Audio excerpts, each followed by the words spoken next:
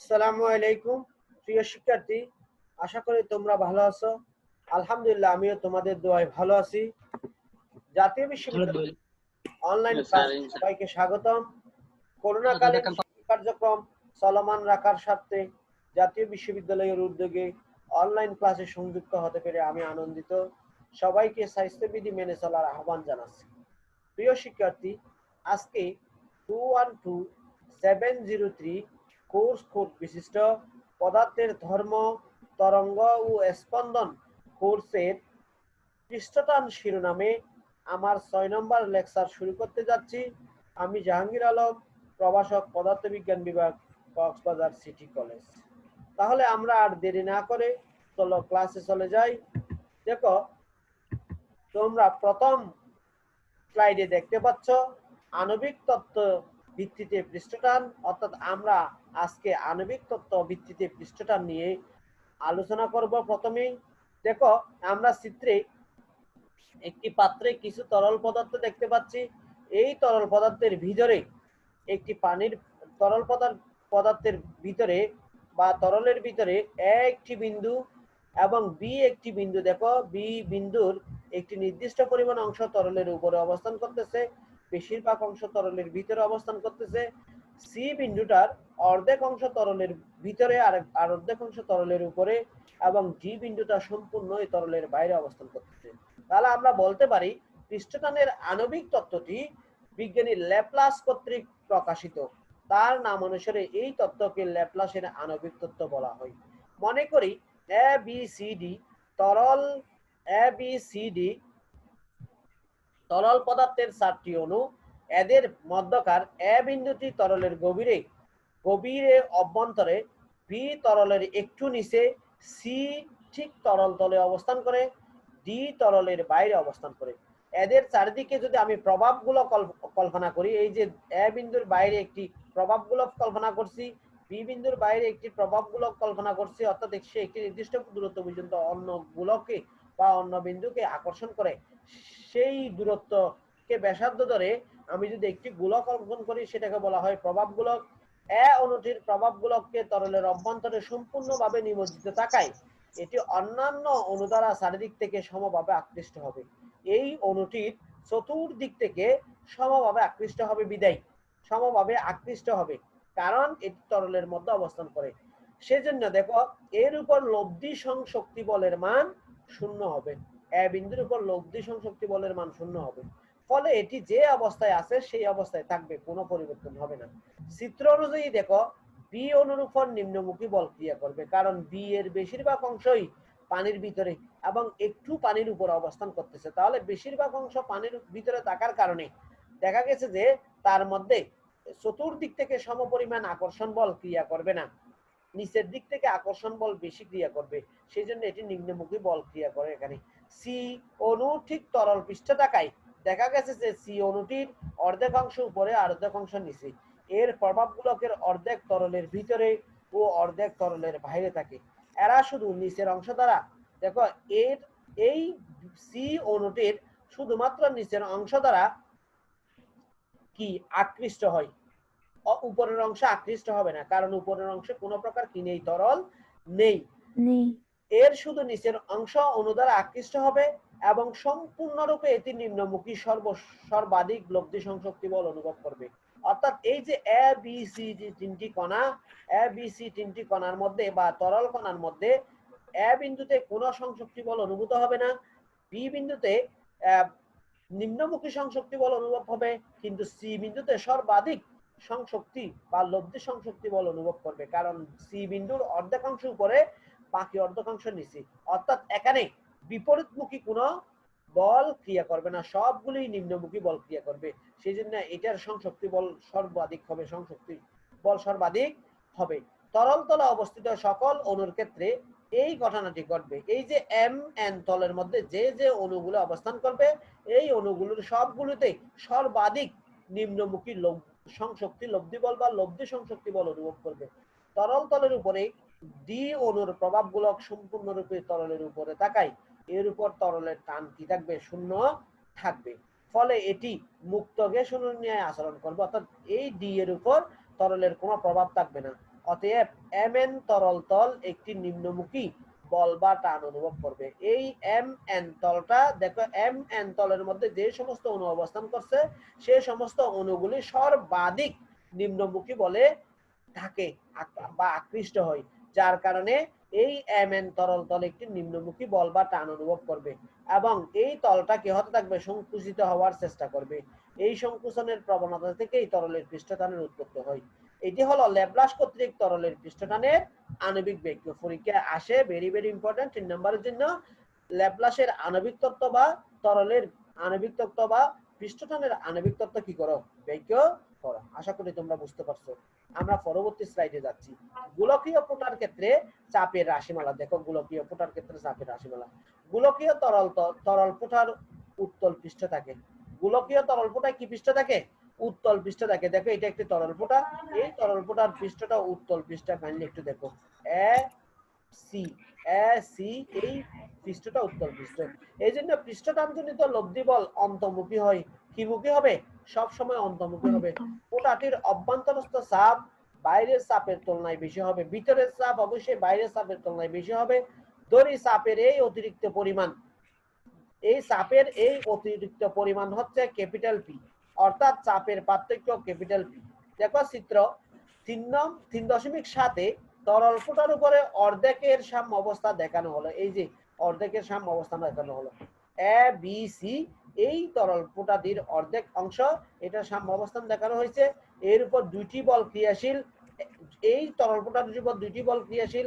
একটি হচ্ছে এ B C D সমতলের উপর, এই এ বি সি ডি সমতলের উপর যে ঊর্ধ্বমুখী বল ক্রিয়াশীল থাকে সেটির উদ্ভব হয় অভ্যন্তরের অতিরিক্ত চাপের দরুন। এই যে এই তরল ফুটাটির ভিতরে যে অতিরিক্ত চাপ বা ক্যাপিটাল পি অবস্থান করে সেটার ধরুন এ বি সি ডি তলে একটি ঊর্ধ্বমুখী বল অনুভব ক্রিয়াশীল হয়।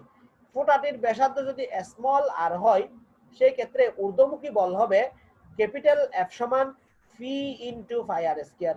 ফি ইন্টু ফাই আর স্কয়ার, ফি মানে হচ্ছে অতিরিক্ত অনুভূত বল এবং ফাই আর স্কয়ার হচ্ছে এ বি সি ডি তলের ক্ষেত্রফল। এ বি সি ডি তল বৃত্তাকার ছিল, এই জন্য এর ক্ষেত্রফল হচ্ছে ফাই আর স্কয়ার। যেহেতু বল সমান চাপ ইন্টু ক্ষেত্রফল, এটাকে আমি 1 নং সমীকরণ দিলাম। 2 নাম্বার হচ্ছে এ বি সি ডি বৃত্তের ধার বরাবর, ধার মানে কিনারা, পৃষ্ঠটানজনিত ক্রিয়াশীল বলটি, এই যে এখানে পৃষ্ঠটানজনিত ক্রিয়াশীল বলটি নিম্নমুখী, তীর চিহ্নগুলি দেখো নিম্নমুখী। প্রথম ক্ষেত্রে যেগুলি ছিল সেগুলি ছিল ঊর্ধ্বমুখী। পৃষ্ঠটান যদি ক্যাপিটাল টি হয় তবে আমরা এই বল লিখতে পারি, দেখো পৃষ্ঠটান যদি ক্যাপিটাল টি হয় তাহলে এই যে এখানে একটা নিম্নমুখী বল ক্রিয়া করতেছে সেই নিম্নমুখী বলকে লিখতে পারি এফ প্রাইম সমান ক্যাপিটাল টি ইনটু 2 পাই আর, ক্যাপিটাল টি ইনটু 2 পাই আর। কারণ আমরা ক্যাপিটাল টি সমান জানি যে পৃষ্ঠটান সমান জানি যে বল বাই দৈর্ঘ্য, বল বাই কি দৈর্ঘ্য। এখানে বৃত্তের এই এ বি সি ডি দলের দৈর্ঘ্য মানে হচ্ছে এ বি সি ডি বৃত্তের পরিধি, পরিধি মানে হচ্ছে 2 পাই আর। তাহলে এফ প্রাইম সমান আমরা লিখতে পারি ক্যাপিটাল টি ইনটু 2 পাই আর, যেহেতু বল সমান পৃষ্ঠটান ইনটু কি পরিধি।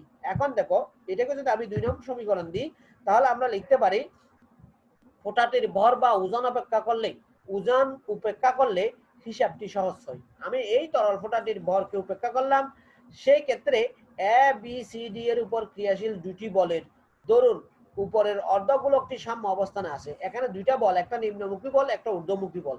এই নিম্নমুখী বল এবং ঊর্ধ্বমুখী বল একসাথে ক্রিয়া করার কারণে ফোটাটির কি হয়, অর্ধগোলকটি সাম্য অবস্থানে আসে। অর্ধগোলকটির সাম্য, অর্থাৎ এখানে যে দুটি বল ক্রিয়া করে এই দুটি বল একটি ঊর্ধ্বমুখী আর একটা নিম্নমুখী হওয়ার কারণে এই অর্ধগোলকটি অর্থাৎ ফুটাটির অর্ধেকাংশ সাম্য অবস্থানে থাকে।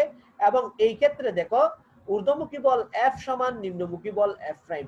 ঊর্ধ্বমুখী বল এফ সমান ছিল, আমরা পেয়েছিলাম 1 নং সমীকরণে ক্যাপিটাল পি ইন্টু ফাই আর স্কয়ার, এবং নিম্নমুখী বল এফ প্রাইম সমান আমরা পেয়েছিলাম ক্যাপিটাল টি ইন্টু 2 পাই আর। এখানে ফাই ফাই কাটাকাটি যাবে আর আর কাটাকাটি যাবে, বাকি থাকবে ফি ইন্টু আর সমান 2 ক্যাপিটাল টি বা ফি সমান 2 ক্যাপিটাল টি বাই আর। সমীকরণ 3। এই সমীকরণ 3 হলো তরল পোটার অতিরিক্ত চাপ। তরল পোটার কি চাপ, অতিরিক্ত চাপ। আমরা প্রথমেই বলছিলাম তরল পোটার ভিতরে অতিরিক্ত চাপের পরিমাণকে আমরা ধরছিলাম ক্যাপিটাল টি। তরল পোটার ভিতরে অতিরিক্ত চাপের পরিমাণকে আমরা কি ধরছিলাম, ক্যাপিটাল পি ধরছিলাম। তাহলে এখানে ক্যাপিটাল পি সমান 2 ক্যাপিটাল টি বাই স্মল আর। এই সমীকরণটি হচ্ছে তরল পোটার ভিতরে অতিরিক্ত চাপের রাশিমালা। এখন দেখো এটা তো পানির ফোঁটার ক্ষেত্রে বা তরলের ফোঁটার ক্ষেত্রে, এই তরলের ফোঁটার পরিবর্তে যদি আমরা সাবান বুদবুদ ইউজ করি, সাবান বুদবুদ দেখছো তো তোমরা, পুকুরে গিয়ে গোসল করার সময় গায়ে সাবান মেখে এরপরে তোমরা দেখবা যে মানে দেখবা গায়ের সাথে সাবানের বড় বড় কতগুলি বুদবুদ লেগে গেছে। অথবা তুমি পানিতে সাবানকে যদি এরকম করো তাহলে দেখবা যে কতগুলি বুদবুদ তৈরি হয়। এগুলো হচ্ছে সাবান বুদবুদ। সাবান বুদবুদের দুইটি পৃষ্ঠ থাকে, উপরের পৃষ্ঠ এবং নিচের পৃষ্ঠ। সেই ক্ষেত্রে এই সমীকরণটা কিরকম হয় সেটা আমরা একটু দেখব। গোলকীয় তরল ফোঁটা থেকে সাবান বুদবুদ ভিন্ন ধরনের হয়। দেখো কি রকম, সাবান বুদবুদের অভ্যন্তরে এবং বাইরে বায়ু থাকে। সাবান বুদবুদের অভ্যন্তরেও বায়ু থাকে আর বাইরেও বায়ু থাকে। সুতরাং এর থাকে দুইটি পৃষ্ঠ বা তল। সাবান বুদবুদের দুইটি পৃষ্ঠ বা তল থাকে, আমি কিছুক্ষণ আগেই বলছিলাম। এটি যেন একটি গোলকীয় খোলক বা শেল। এটি যেন একটি গোলকীয় খোলক বা কি শেল। ফুটবল দেখছো তো, এ সবাই ফুটবল দেখছো কিনা? ফুটবলের ভিতরে কিন্তু ভিতরে কিন্তু খালি। আবার মেয়েদের কতগুলি গোলক নিক্ষেপ আছে, ওই গোলক নিক্ষেপের কিন্তু গোলকের ভিতরে খালি নয়, এগুলি কিন্তু পুরো নিরেট। যেগুলি কলেজে গোলক নিক্ষেপ মানে ওই যে ইভেন্ট ক্রীড়া অনুষ্ঠানের সময় একটি ইভেন্ট থাকে গোলক নিক্ষেপ। এই গোলক নিক্ষেপের ক্ষেত্রে দেখা গেছে যে যে গোলকগুলি নিক্ষেপ করা হয় সেই গোলকগুলি কিন্তু নিরেট গোলক, ভিতরে খালি থাকে না।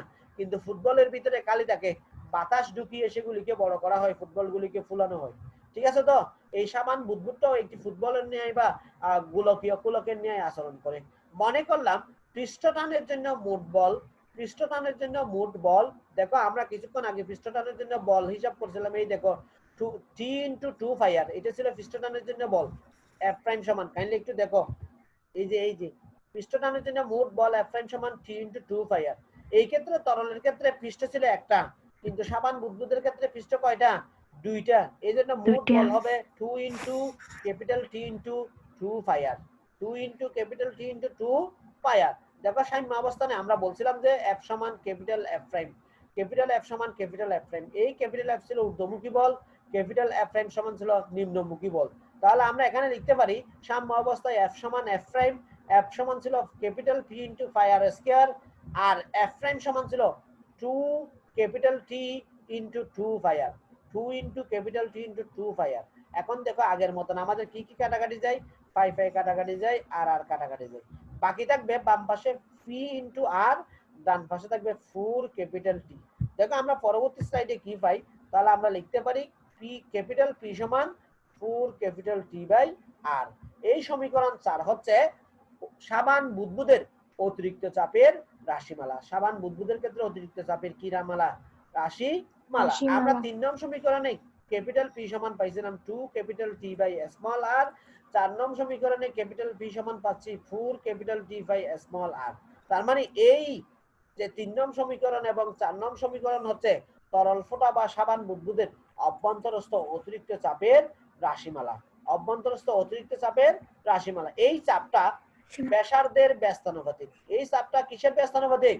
ব্যাসার্ধের ব্যস্তানুপাতিক। কেমনে দেখো, এই যে আমি যদি 4t কে যদি ধ্রুব রাশি ধরি তাহলে আমরা লিখতে পারি p proportional to 1 by r।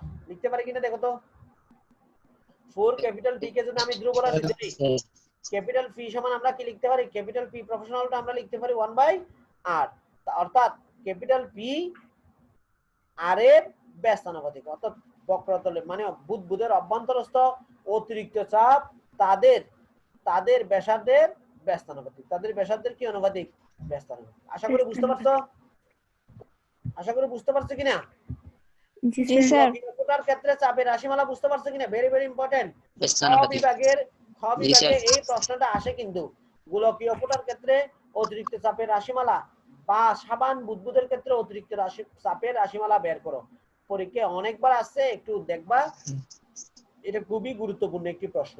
আমরা এখন আরেকটি ইম্পর্টেন্ট প্রশ্ন আলোচনা করব, তরলের বক্রতলে অতিরিক্ত চাপের রাশিমালা নির্ণয়। তরলের বক্রতলে ভেরি ভেরি ইম্পর্টেন্ট রাশিমালা, বারবার পরীক্ষায় আসে, ফাইনাল পরীক্ষায়।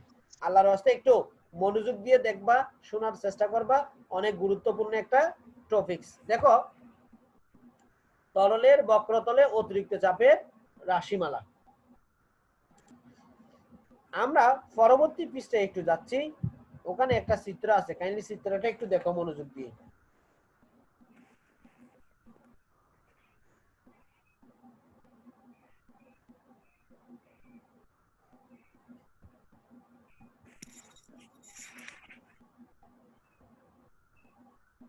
চিত্রটা একটু দেখো। এই চিত্রের মধ্যে আমরা কি কি দেখতে পাচ্ছি?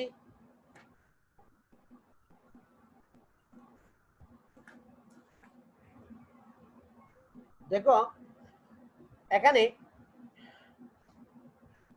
এ বি বিসি দুইটি গোলকীয় তল আমরা দেখতে পাচ্ছি। এই গোলকীয় তলের এ এবং বি এর মধ্যবর্তী দূরত্ব হচ্ছে স্মল এক্স, বি এবং সি এর মধ্যবর্তী দূরত্ব হচ্ছে স্মল ওয়াই। এ বি গোলকীয় তলের ব্যাসার্ধ হচ্ছে R1, বিসি গোলকীয় তলের ব্যাসার্ধ হচ্ছে R2।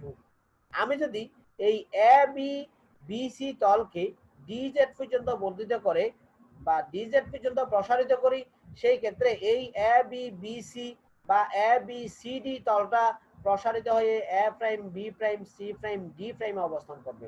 দেখো আমরা শুরু থেকে একটু আলোচনা করি। দেখো কি বলতেছে।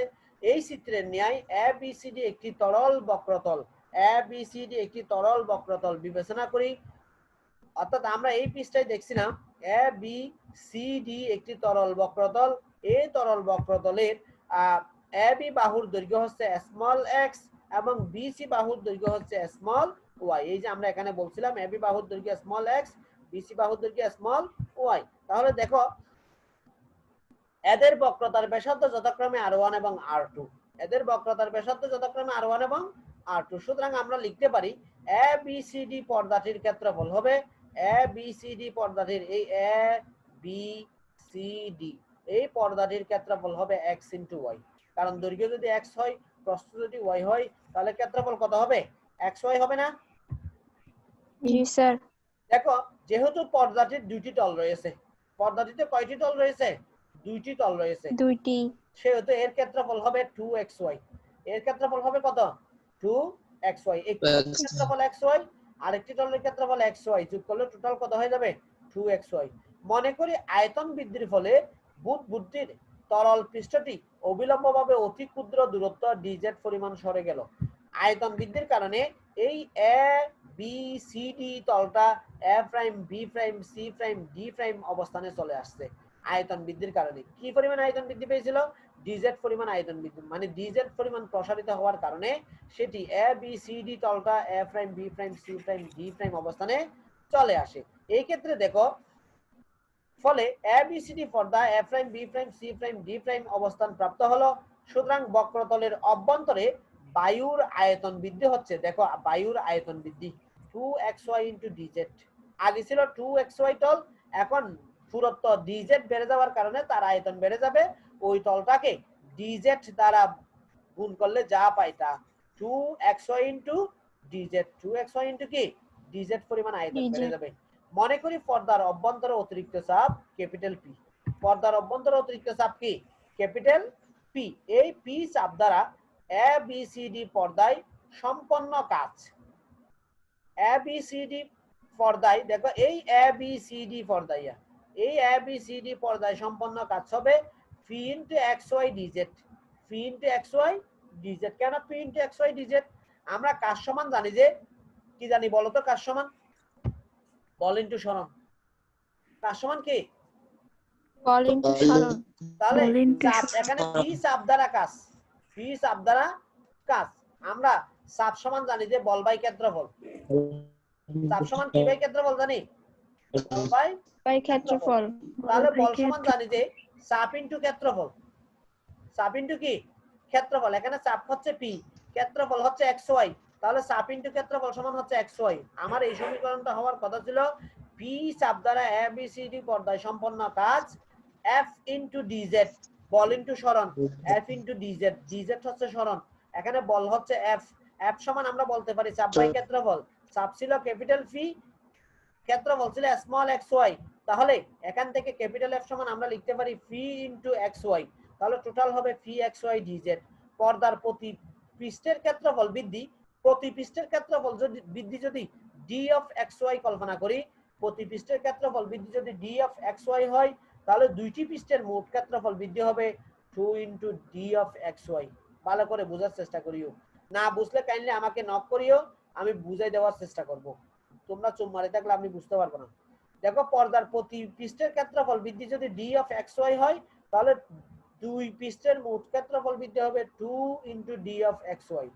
তরলের পৃষ্ঠটান ক্যাপিটাল টি হলে তরলের পৃষ্ঠটান ক্যাপিটাল টি হলে পৃষ্ঠটান দ্বারা সম্পন্ন কাজ, পৃষ্ঠটান দ্বারা সম্পন্ন কাজ 2 into D of X Y into capital T, 2 into D of X Y into capital T, এটা হচ্ছে পৃষ্ঠটান দ্বারা সম্পন্ন কাজ।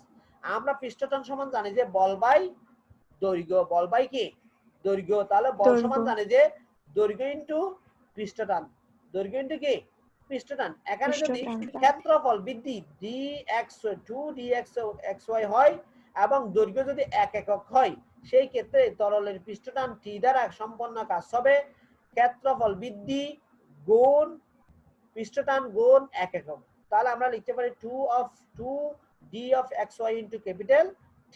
এখন দেখো পর্দার সাম্য অবস্থানের জন্য এই কাজ দুটির পরিমাণ সমান হবে। পর্দা যদি সাম্য অবস্থানে থাকে, ফি চাপ দ্বারা কৃত কাজ এবং পৃষ্ঠটান দ্বারা কৃত কাজ পরস্পর সমান হবে।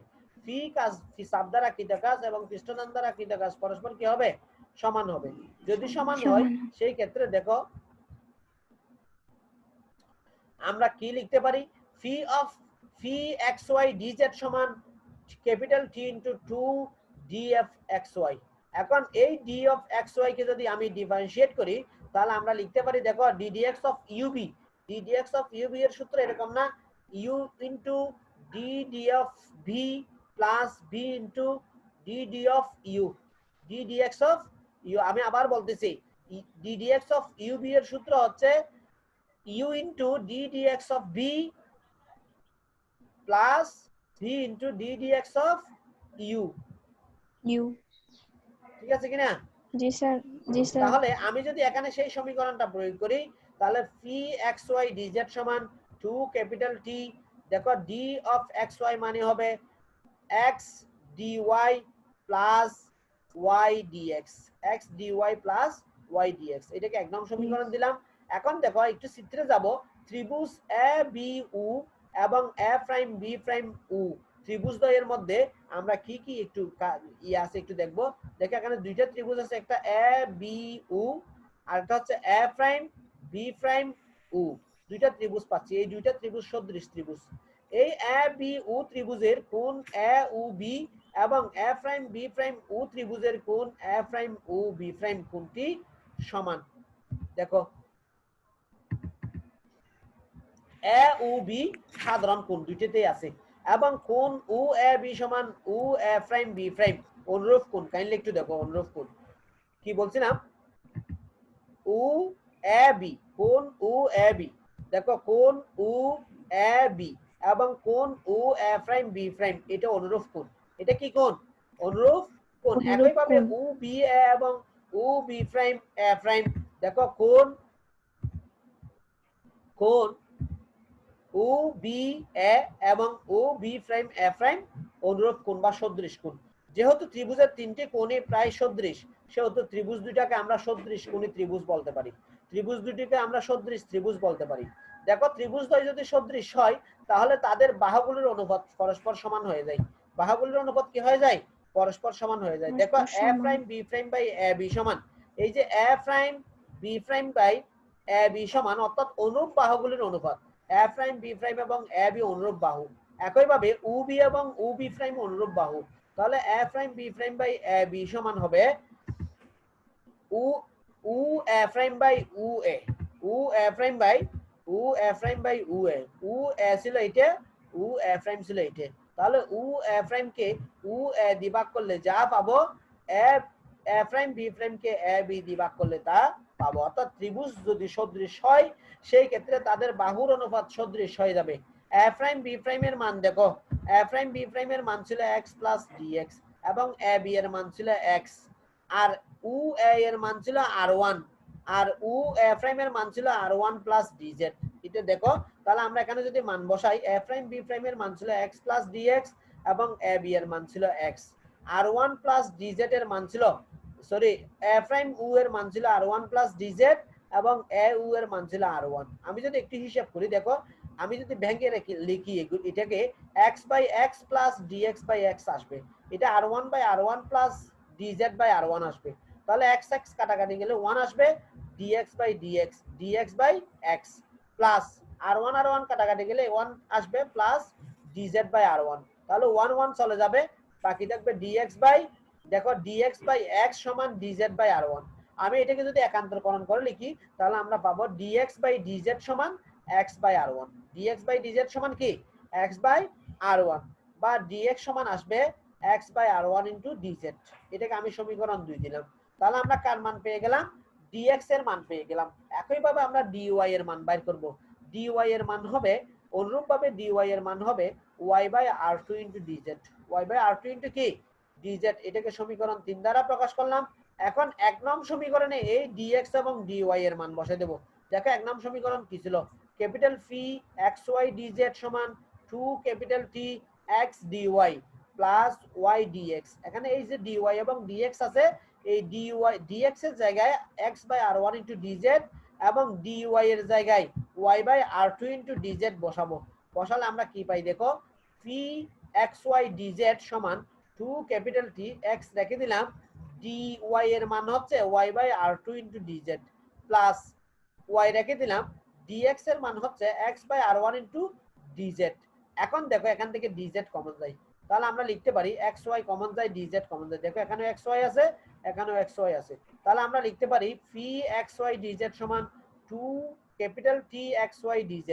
এখানে এই xy dz কমন নিলে এখানে থাকবে 1 by r1 plus 1 by r2। দেখো বাম পাশে xy dz আছে, ডান পাশেও xy dz আছে, কাটাকাটি দিলাম। বাকি থাকবে ক্যাপিটাল P সমান 2 capital T into 1 by r1 plus 1 by r2। এটা হচ্ছে সমীকরণ 4। এই সমীকরণের দুই পার্শ্ব বিশিষ্ট পর্দার বেলায়, অর্থাৎ দুই পার্শ্ব বিশিষ্ট পর্দার বেলায় বা সাবান বুদবুদের বেলায় এই সমীকরণটি প্রযোজ্য। দেখো আমাকে বলছিল যে তরলের বক্রতলে অতিরিক্ত চাপের রাশিমালা যদি সাবান বুদবুদ হয়, সেই ক্ষেত্রে তরলের বক্রতলে অতিরিক্ত চাপের রাশিমালা হবে ফি সমান 2 capital T into 1 by r1 plus 1 by r2।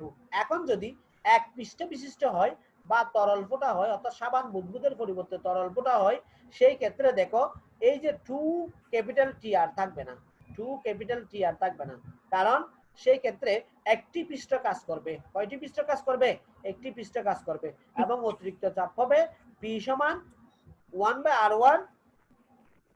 P সমান কি 1 by r1 plus 1 by r2।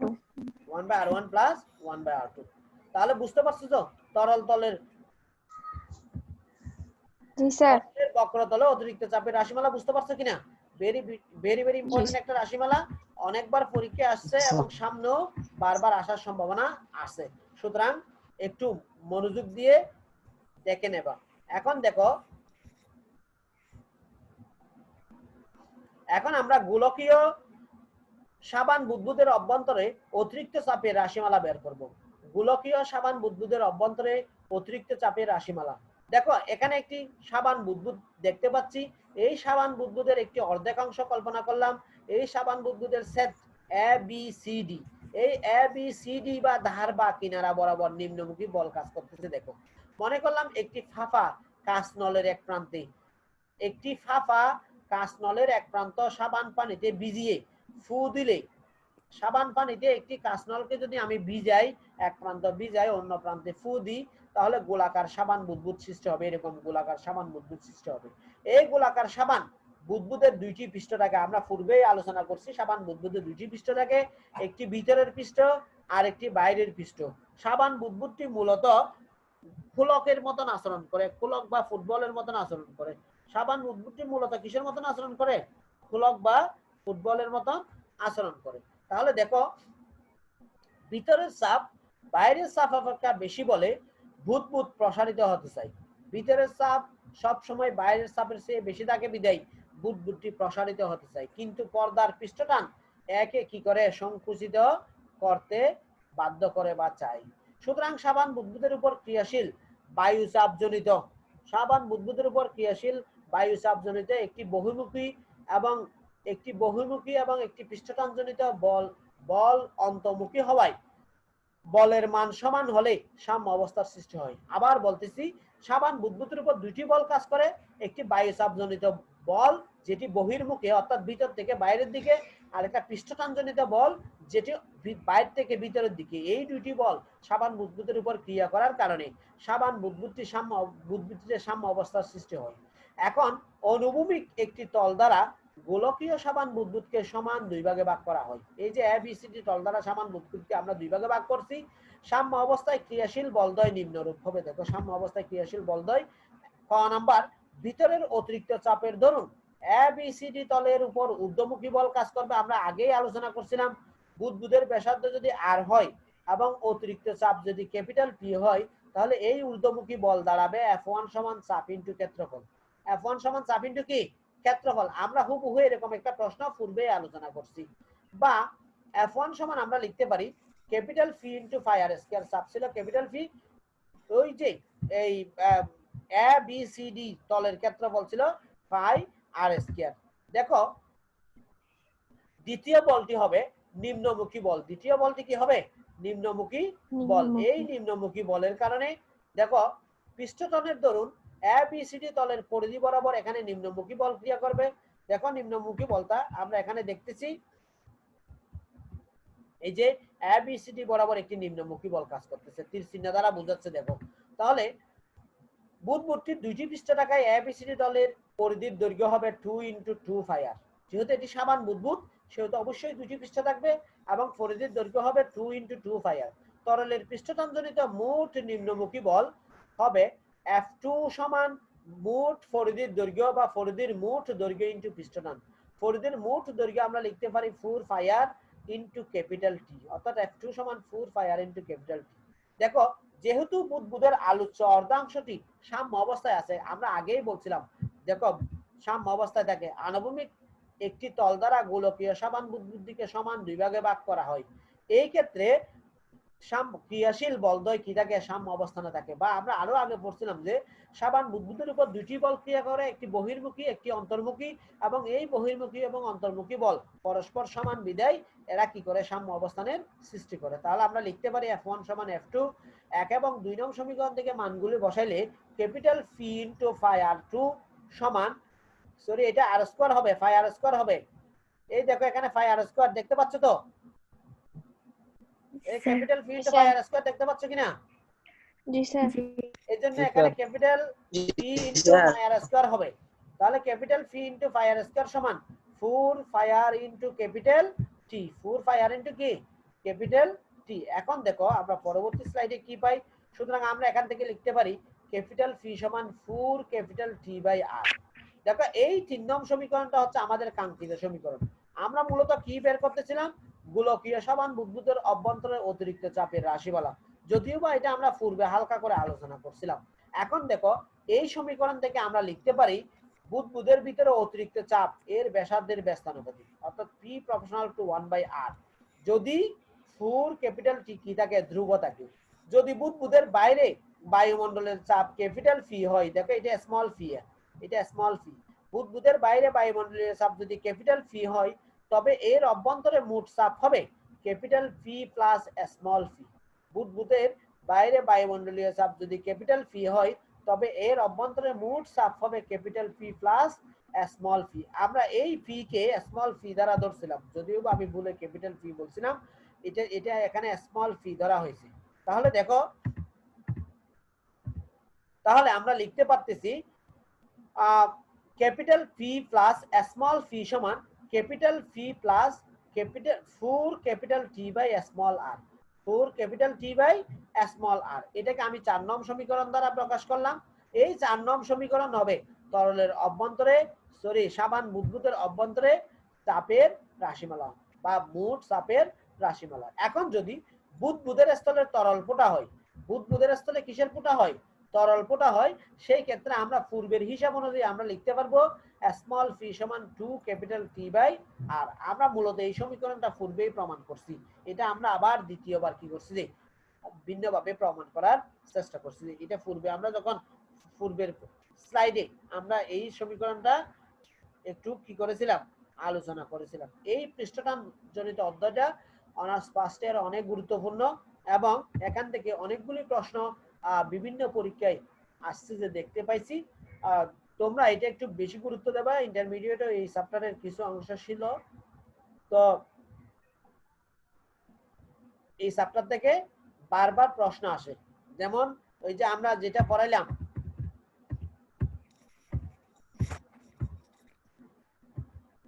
আণবিক তত্ত্ব বা পৃষ্ঠটানের আণবিক তত্ত্ব, ভেরি ভেরি ইম্পর্টেন্ট একটা প্রশ্ন। তোমরা বই খুলে দেখলে বিভিন্ন সালের প্রশ্নগুলি যদি তোমরা দেখো, তাহলে তোমরা দেখতে পাবা এটা কতটা গুরুত্বপূর্ণ একটি প্রশ্ন অনার্স ফার্স্ট ইয়ারের জন্য। বারবার পরীক্ষায় আসে এবং পরীক্ষায় আসছে বা আসবে। সুতরাং এটা তোমাদের একটু ভালোভাবে পড়তে হবে, জানতে হবে। আণবিক তত্ত্ব বা পৃষ্ঠটানের আণবিক তত্ত্ব বা তরলের পৃষ্ঠটানের আণবিক তত্ত্ব। আমি এই তত্ত্বটা আরেকটু আলোচনা করতেছি, অর্থাৎ আমি কতগুলি তরল বিন্দু বা পোটাকে তরলের অভ্যন্তরে এবং তরলের বাইরে কল্পনা করলাম। এই যে এ বি সি ডি চারটি পোটা বা চারটি বিন্দু নিলাম, তরল বিন্দু নিলাম। এই চারটি বিন্দুর এ বিন্দুটা সম্পূর্ণ তরলে নিমজ্জিত, বি বিন্দুটার হালকা অংশ তরলের উপরে থাকবে এবং সি বিন্দুটার অর্ধেক অংশ তরলের বাইরে এবং অর্ধেক অংশ তরলের ভিতরে থাকবে। ডি বিন্দুটা সম্পূর্ণ তরলের উপরে থাকবে। দেখো এই বিন্দুটার মধ্যে বিন্দুটা তরলের ভিতরে থাকার কারণে এটি চারদিক থেকে সমান আকর্ষণ অনুভব করবে। চারদিক থেকে যদি সমান আকর্ষণ অনুভব করে, সেই ক্ষেত্রে চারদিকের আকর্ষণ, অর্থাৎ দেখো এই দিকের আকর্ষণ এবং এই দিকের আকর্ষণ দুইটা পরস্পর সমান এবং বিপরীত প্রক্রিয়া হওয়ায় নিষ্ক্রিয় করে দেবে। একইভাবে এদিকেও দুইটা পরস্পর সমান এবং বিপরীত প্রক্রিয়া হওয়ায় পরস্পরকে নিষ্ক্রিয় করে দেবে। তাই এটাতে লব্ধি বল শূন্য, লব্ধি আকর্ষণ বল বা লব্ধি সংশক্তি বল শূন্য। সংশক্তি বল মানে হচ্ছে যে একই পদার্থের অণুগুলি পরস্পর যে বলে পরস্পরকে আকর্ষণ করে, সেই বলকে বলা হয় সংশক্তি বল। একই পদার্থের অণু হতে হবে, তরল হলে তরলের অণু, লোহা হলে লোহার অণু। দুইটি ভিন্ন পদার্থ হতে পারবে না। দুইটি ভিন্ন পদার্থের অণুর মধ্যে যে আকর্ষণ বল সেটাকে বলা হয় আসঞ্জন বল। মনে রাখতে হবে। এখানে বি বিন্দুটার একটি নির্দিষ্ট পরিমাণ অংশ বাইরে থাকার কারণে বেশিরভাগ অংশ দেখো তরলের ভিতরে থাকে। সুতরাং এখানে বিপরীতমুখী বল নিচের অংশের চেয়ে উপরের অংশে একটু কম, সেই জন্য এখানে এই বি বিন্দুটাতে নিম্নমুখী বল অনুভব হবে। কিন্তু সি বিন্দুতে দেখো সম্পূর্ণ অর্ধেক অংশ তরলের নিমজ্জিত, বাকি অর্ধেক অংশ শূন্য। অর্থাৎ তরলের যে অংশটা নিমজ্জিত সেই অংশের সম্পূর্ণ বলটা নিম্নমুখী, কিন্তু ঊর্ধ্বমুখী কোনো বল প্রয়োগ হচ্ছে না, অর্থাৎ বিপরীতমুখী কোনো বল প্রয়োগ হচ্ছে না। সেই জন্য সি বিন্দুটা সর্বাধিক লব্ধি সংশক্তি বল অনুভব করবে, নিম্নমুখী লব্ধি সংশক্তি বল কি করবে, অনুভব করবে। ডি বিন্দুটা তরলের উপরে থাকার কারণে এখানে কোনো তরলের প্রভাব নাই, সেই জন্য এখানে কোনো সংশক্তি বল অনুভূত হবে না। এই জন্য এই এম এন তরল তলে যে অণুগুলি থাকবে সেগুলি সর্বাধিক লব্ধি সংশক্তি বলে থাকবে, অর্থাৎ সেগুলি সবসময় সর্বোচ্চ নিম্নমুখী বল ক্রিয়া করবে। সর্বোচ্চ নিম্নমুখী বল সেখানে কি করবে, ক্রিয়া করবে। ফলে এম এন তলের মধ্যে একটি নিম্নমুখী বল বা পৃষ্ঠটান অনুভূত হবে, যার কারণে এটি সংকুচিত হওয়ার চেষ্টা করবে। এই যে এই সংকুচনের প্রবণতা থেকেই পৃষ্ঠটানের সৃষ্টি হয়। তোমরা দেখছো স্বাভাবিকলি যদি তরলের উপর একটি সুই ফেলে দেওয়া হয়, সুইটা কিন্তু ডুবে না, তরলে ভাসতে থাকে। কেন ভাসতে থাকে? পৃষ্ঠটানের কারণে ভাসতে থাকে। এই যে এই আণবিক তত্ত্বের এই ঘটনার সর্বপ্রথম বিজ্ঞানী ল্যাপ্লাস বর্ণনা করছিলেন বিদায় এই ঘটনাকে বলা হয় ল্যাপ্লাসের পৃষ্ঠটানের আণবিক তত্ত্ব বা ল্যাপ্লাসের আণবিক তত্ত্ব। আশা করি বুঝতে পারছো প্রিয় শিক্ষার্থী। তাহলে আজকে এই পর্যন্ত। আমরা পরবর্তী ক্লাসে নতুন কোনো টপিকস নিয়ে তোমাদের সামনে হাজির হব। তোমাদের সুস্থতা এবং সুস্বাস্থ্য কামনা করতেছি। ভালো থেকো। আসসালামু আলাইকুম ওয়া রাহমাতুল্লাহি ওয়া বারাকাতুহু।